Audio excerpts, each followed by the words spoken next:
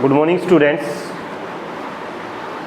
बेटा हम क्लास 10 से एपी कर रहे थे और एपी में हमने क्वेश्चन क्लास 10 के कर लिए हैं, क्वेश्चन नंबर 12 तक कंप्लीट। ठीक है, आज देखते हैं क्वेश्चन नंबर 13 को। और किसी बच्चे को बेटा किसी पीछे के काम में किसी भी क्वेश्चन में डाउट है तो आप दोबारा से पूछ सकते हो कि मतलब एक तरीका ऐसा हो कि जो समझ नहीं आ रहा हो तो दोबारा से क्वेश्चन को अलग तरीके से कराएंगे। ठीक है, एक बार क्वेश्चन नंबर 12 से देखो। क्वेश्चन नंबर 13, 12 करा दिया है, क्वेश्चन नंबर 13 देखो एक बार। क्वेश्चन नंबर 13 में कहा है उसने find the sum of first 15 multiples of 8 के पहले 15 मल्टीपल का सम बताना है। तो 8, 16, 24 इस तरह से चलते चलते चलते चलते हमें कितने मल्टीपल्स का सम बताना है बेटा? 15 मल्टीपल्स का। कितने का? 15 मल्टीपल्स का सम बताना है। तो a मेरा आ गया है वो कितना है? 8। d आ गया है वो कितना है? 8। और क्या चाहिए मुझे? एसन निकालना है मुझे। एसन निकालेंगे तो क्या देखो दो तरीके से एसन निकल सकता है। एक तो लास्ट टर्म मेरी आ जाए तो लास्ट a प्लस एल से निकाल दूँ, n/2 into a plus L से निकाल दूँ या एसन से निकाल दूँ। वहाँ पे भी किसकी ज़रूरत है? वहाँ पे भी किसकी ज़रूरत है? ठीक है, देखो एक बात, मैं n निकालता हूँ यहाँ, सॉरी an निकालता हूँ। n की वैल्यू है अपने पास 15, तो लास्ट टर्म निकाल सकते हैं ना, यहाँ से an निकाल सकते हैं। तो a plus n minus 1, a plus 8 plus n minus 1, n कितना 15 माइनस 1 कितना 14 इंटू में कितना d की वैल्यू कितनी है 8। यह आ जाएगी 8 प्लस 14 थे कितना 112 और यह आ जाएगा 120। यानी an 15th जो टर्म आ गई मेरी वो कितनी आ गई 120। अब एसन निकाल सकते हैं। एसन इजिकल टू क्या होगा? n/2 इंटू में a प्लस एल। n कितना है 15/2 इंटू में a कितना है 8 और l कितना है 120। यह आएगा 15/2 गुणा में 128। काटेंगे तो 2 छिक्के 12, 2 चौके 8, 64 की 15 से 15 चौके 60, कैरी 6, 15 छिक्के 90। तो आंसर आ जाएगा 960। ठीक है, आंसर कितना आ जाएगा 960। क्लियर है? तो क्वेश्चन नंबर 13 अपना हो गया है। अब क्वेश्चन नंबर 14 देखो एक बार। क्वेश्चन नंबर 14 में उसने कहा है find sum of first 0 to find sum of odd numbers between 0 and 50। हमें सम बताना है 0 और 50 के बीच के ओड नंबर का। तो 0 के बाद पहला ओड नंबर क्या होता है? 1, फिर 3, फिर 5। इस तरह से चलते चलते चलते चलते लास्ट ओड नंबर क्या आएगा? 49 आएगा। 50 से पहले 49 आएगा ओड नंबर। अच्छा, अब लास्ट टर्म भी पता चल गई और फर्स्ट टर्म भी पता चल गई तो हम फिर से निकाल सकते हैं। पहले तो n की वैल्यू पता होनी चाहिए हमें। an उसने बता दिया कितना है 49 और a प्लस क्या होता है n-1 इंटू में क्या अब a कितना है 1 प्लस n-1, n की तो वैल्यू निकालनी है और d कितना है 2। इसको इधर लेके आएंगे 48 इजिकल टू हो जाएगा 2n-2। इसको भी इधर लेके आएंगे 50 इजिकल टू आ जाएगा 2n और n की वैल्यू आ जाएगी बेटा कितनी 25। n की वैल्यू कितनी आ जाएगी 25। n की वैल्यू 25 आ गई तो डायरेक्ट हम किससे एसन के फार्मूले में रख के n की वैल्यू निकाल सकते हैं। सम ऑफ n टर्म यानी सम ऑफ 25 टर्म्स। अब क्या होगा 25/2 इंटू में a कितना है 1 और लास्ट टर्म कितनी है? अब ये हो जाएगा 25/2 और इंटू में कितना 50। ये कट जाएगा 25 पे। 25 का स्क्वायर कितना होता है? तो आंसर आ जाएगा 625 कितना 625। ठीक है, तो क्वेश्चन नंबर 14 भी मेरी तरफ से आपके लिए कंप्लीट है। उसके बाद क्वेश्चन नंबर 15 देखो। क्वेश्चन नंबर 15 में कह रहा है एक contract of construction job specify A penalty for delay of completion beyond a certain dates as follow: 200 for first day, 250 for second day, 300 for third day, etc. The penalty for each succeeding day being 50 more than the preceding day. How much money constructor has paid as penalty if he has delayed the work 30 days? ये कह रहा है कि constructor एक काम को कर रहा है, कोई भी एक ठेकेदार है वो काम को कर रहा है और उसके काम का जो डिले करने का चार्ज है ना, एक दिन काम को जिस डेट को बता दिया उस डेट को उसको काम कंप्लीट करके देना है। अगर वो एक दिन काम को डिले करता है तो उसको फाइन के रूप में कितने रुपए देने पड़ेंगे? 200। अगर 2 दिन डिले करेगा तो 250, 3 दिन डिले करेगा 300। इस प्रकार से वो डिले कर देता है 30 दिन, तो उसे कुल कितने रुपए फाइन के रूप में देने पड़ेंगे? तो देखो एक बात, पहले दिन के लिए कितना? पहले दिन के लिए कितना? 200, दूसरे दिन के लिए 250, फिर 300, और इस प्रकार से चलते रहते हैं 50 रुपये ज़्यादा। और लास्ट क्या कह रहे हैं कि 30 दिन, लास्ट 30 डेज, ठीक है। तो 30 डेज की क्या बतानी हमें कि उसको 30 दिन में कुल कितना क्या फाइन देना पड़ेगा, ठीक है। तो ये एपी आ गया अपनी। अब एपी में हम निकाल सकते हैं एस ऑफ 30 टर्म, ए की वैल्यू दे दी, डी की वैल्यू दे दी और क्या एन की वैल्यू दे दी, ठीक है। तो हमें निकालना है S30। तो ये कितना हो जाएगा बेटा? 30/2 इंटू में 2 इंटू में ए प्लस n-1, n कितना? 30 में 29, और डी की वैल्यू कितनी है? 50। अब इसको सोल्व करेंगे तो ये कट जाएगा 15 पे, 15 400 जमा 29 की 50 के साथ करेंगे तो 9 पंजे 45, कैरी 4, 5 के 20 और 4 कितना? 5 दूनी 10 और 4, ठीक है। 1450 और 400 हो जाएगा 1850 की मल्टीप्लाई करनी है 15 के साथ।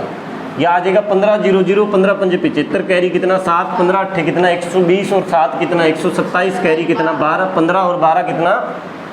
15 और 10 25 और 2 कितना? 27। आंसर आ जाएगा 27750, 27750। इतने रुपए उसको क्या करने पड़ेंगे? फाइन के रूप में देने पड़ेंगे 30 दिन में। समझ आई ये बात? पेनल्टी, जुर्माना। हाँ जी। नेक्स्ट क्वेश्चन देखो, क्वेश्चन नंबर 15 हो गया बेटा। क्वेश्चन नंबर 16 देखो। A sum of 700 rupees is to be use to given 7 cash prizes to students of a school for their overall academic performance. If each prize is 20 less than its preceding prize, find the value of each prize. ये कह रहा है कि हमारे पास कुल 700 रुपये हैं, उसको 7 कैश प्राइज के रूप में हमें बांटना है। 7 कैश प्राइज के रूप में बच्चों को देना है क्लास में, और प्रत्येक बच्चे को है ना पहले वाले बच्चे से 20 रुपये कम मिलेंगे, अपने से पहले वाले बच्चे से 20 रुपये कम मिलेंगे, ठीक है। तो आपको बताना है कि प्रत्येक बच्चे को कितना कितना इनाम मिलेगा, और टोटल 700 मिलना चाहिए। तो देखो एक बार, हमारे पास जो टोटल प्राइस है बेटा वो कितना है? 700 रुपीज़ है। टोटल जो पैसे हैं वो 700 रुपये हैं। अब 700 रुपये को बांटना है ना हमें, तो मैं मान लेता हूँ first select prize of first student, prize of first student. First student का जो प्राइस है वो x है। कितना है? x। नेक्स्ट का क्या होगा? x माइनस 20, फिर x माइनस 20 माइनस 20, फिर नेक्स्ट का x माइनस 20 माइनस 20 माइनस 20, फिर नेक्स्ट का x minus 20 minus 20 minus 20 minus 20। अच्छा, उसके बाद नेक्स्ट का क्या होगा? 1 2 3 4 5 दे दिए हमने। नेक्स्ट का x minus 20 minus 20 minus 20 minus 20 कितने हो गए? 1 2 3 4 5। और उसके बाद नेक्स्ट होगा x minus 20 minus 20 minus 20 minus 20 minus 20 minus 20। ये प्राइजेज होंगे बेटा, 7 स्टूडेंट के प्राइज होंगे वो ये होंगे कि नहीं होंगे। अब उसने ये कहा है कि जो प्राइज आपके सामने लिखे हैं ना, इनका सम कितना रहना चाहिए? 700 रहना चाहिए। कितना रहना चाहिए? 700 रहना चाहिए। अब अगर मैं इसको सोल्व करूँ तो x माइनस 20 है, और एक्चुअल में इसको देखूँ तो माइनस 20 माइनस 20 माइनस 40 है, ये x माइनस 60 है, ये x माइनस 80 है, ये x माइनस 100 है, तो ये x माइनस 120 है। इसका मतलब क्या है? इसको ठीक से लिख लें तो x minus 20, x minus 40, x minus 60, x minus 80, x minus 100 और x माइनस 20। ये टोटल 7 अपने पास कैश प्राइजेज आ गए। ये 7 क्या हैं? कैश प्राइजेज हैं। First, second, third, fourth, fifth, sixth और सेवंथ, 7 प्राइज आ गए। अब इनका सम किसके इक्वल आना चाहिए? 700 के बराबर आना चाहिए। तो x प्लस में x माइनस 20 प्लस में x माइनस 40 प्लस में x माइनस 60 प्लस में x माइनस 80 प्लस में x माइनस 100 प्लस में x माइनस 120। समझ आएगा? सबका सम, सबका जोड़। तो इसके जोड़ में ये जोड़ेंगे, इसको जोड़ेंगे, इसको जोड़ेंगे, इसको भी जोड़ेंगे, इसको भी जोड़ेंगे, इसको भी जोड़ेंगे। ये हमारा आना चाहिए किसके बराबर? 700 के बराबर। समझ आई बात? तो 1x, 2x, 3x, 4x, 5x, 6x, 7x, कितने x हो गए? 7x। x तो हो गए मेरे पास 7x, माइनस के 20 और माइनस के 40, माइनस के 60, माइनस के 60, 120, माइनस के और माइनस के कितना हो गए? और इज इक्वल टू कितने के आना चाहिए? अब 7x को अगर मैं लिखूं तो क्या 700 और प्लस में क्या हो जाएगा? 420 और 7x की वैल्यू आ जाएगी अपने पास 1120 और x की वैल्यू आ जाएगी अपॉन में 7 से काटेंगे 7 एक कम 7 बचा कितना? 7 एक कम 7 बचा कितना? 4 7 में 7 छिके 160। x की वैल्यू कितनी आई? 160। तो x की वैल्यू 160 रखो, इसमें x की वैल्यू पहला प्राइज आ गया 160, ये कितना आ गया? 140।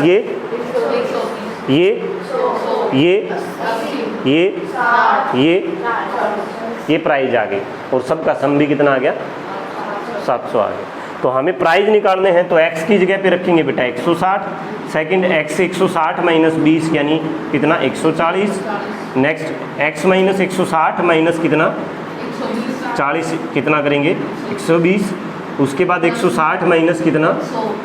60 कितना आएगा? 100 आएगा। उसके बाद x 160 है और माइनस 80 तो कितना आएगा? 80। उसके बाद 160 100 कितना आएगा? 60। उसके बाद 160 माइनस 120 तो आएगा। ये 7 कैश प्राइजेज आ गए हैं अपने पास, 140, 120, 100, 80, 60, 40 है। दिखाई नहीं? लो अब दिखा।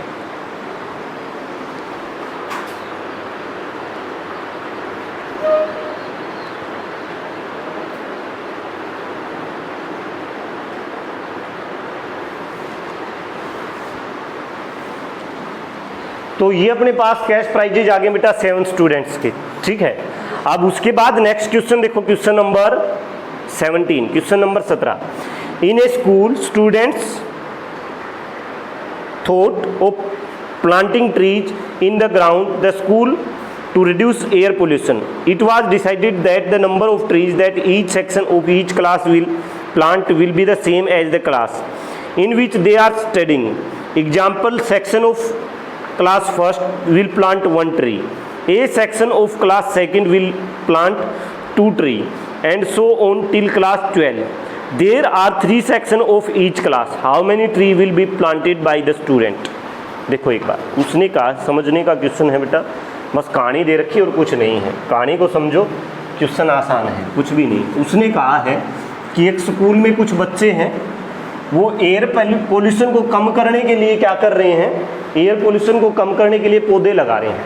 ठीक है, और उसमें क्लास फर्स्ट से लेकर क्लास 12 तक के बच्चे हैं और प्रत्येक क्लास का बच्चा उतने ही पौधे लगाते हैं जितने जोन सी क्लास में वो पढ़ रहा है। जैसे फर्स्ट क्लास में जो बच्चा पढ़ रहा है वो 1 पौधा लगाएगा, जो सेकंड क्लास में बच्चा पढ़ रहा है वो 2 पौधे लगाएगा, थर्ड क्लास वाला 3 लगाएगा, फोर्थ वाला 4, फिफ्थ वाला 5।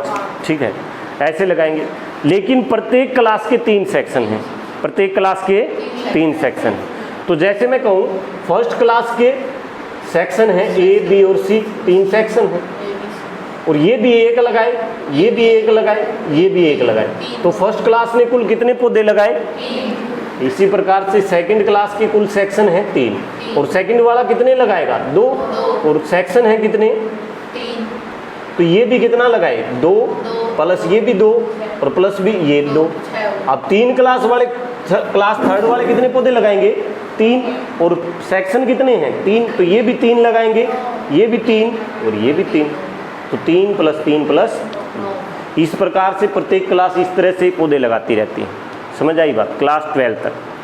तो अपनी एपी जो बनेगी क्लास फर्स्ट में कुल कितने पौधे लगे 3, सेकंड में, थर्ड में, और इस तरह से टोटल 12 तक 12 तक, इस तरह से टोटल 12 तक पौधे लगे। ये एपी, इसका हमें क्या निकालना है, सम निकालना है। तो हमें नंबर ऑफ ट्रीज का पता चल जाएगा कि कुल ट्री कितने लगे।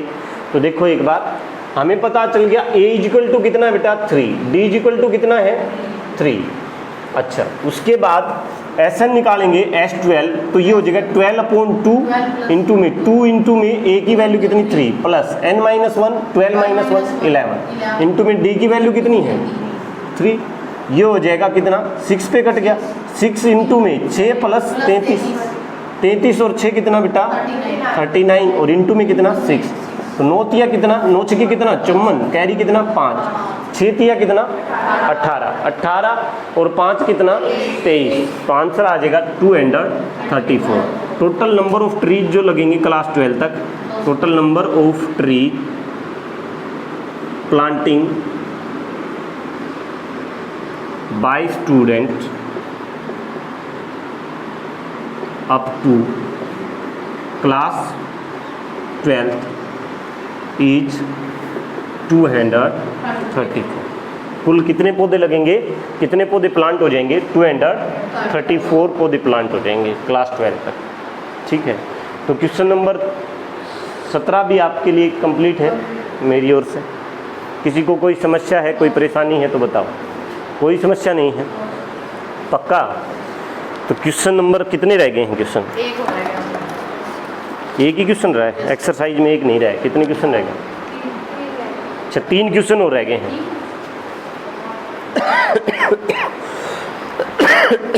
क्वेश्चन रह गए बेटा 3 और। तो आज कराए हैं क्वेश्चन नंबर 13, 14, 15, 16, 17। ठीक है, ये क्वेश्चन आप करके देखोगे, किसी बच्चे को ना समझ आए और एक शाम तक एक वीडियो डाल देंगे और वो भी आज ही करा देंगे, सारे की सारी एक्सरसाइज एपी आज ख़त्म कर देंगे। ठीक है, और उसके बाद नेक्स्ट टॉपिक स्टार्ट करेंगे बेटा एरिया एंड वॉल्यूम। ठीक है, और क्लास 10th के आपका एपी मेरी तरफ से लगभग कंप्लीट है, 2-3 क्वेश्चन बचे हैं वो और करा देंगे एक वीडियो में। और तो आपको ट्राई करना बेटा, सब वीडियो जो देख रहे हैं बच्चे उनको भी ट्राई करना है। और साथ में अगर कोई प्रॉब्लम आ रही है तो आप कमेंट करके पूछो, मेरे व्हाट्सअप नंबर पे फ़ोटो भेजो क्वेश्चन की, वैसे पूछो, कैसे भी करके पूछो। क्वेश्चन को हम तरीका बदल देंगे, क्वेश्चन का आपको मैं अलग तरीके से समझाऊंगा। अगर उससे भी नहीं समझ आएगा तो और दूसरे तरीके से समझाएंगे, आपके दिमाग में बिल्कुल अच्छे से पुट बिठाएंगे उस क्वेश्चन को, समझ आना चाहिए, बस हमारा मेन टारगेट ये। ठीक है ना, तरीके बहुत आप बताओगे उस तरीके से समझा देंगे। अब बात ये है कि आप जब तक ये नहीं बताओगे कि इस तरीके से सर मुझे समझ आ रहा है, ये इस तरीके से आप क्वेश्चन को मत कराओ और दूसरे तरीके से कराओ, तब तक मुझे पता नहीं चलेगा। तो सारे के सारे बच्चे जो भी बेटा वीडियो देख रहे हैं वो भी, और जो क्लास में कर रहे हैं वो भी, सारे अपने क्वेश्चंस को ट्राई करके देखोगे। अगर प्रॉब्लम है तो फिर से मुझे पूछोगे, वो क्वेश्चन दोबारा करा देंगे। ओके बेटा, चलो थैंक यू बेटा।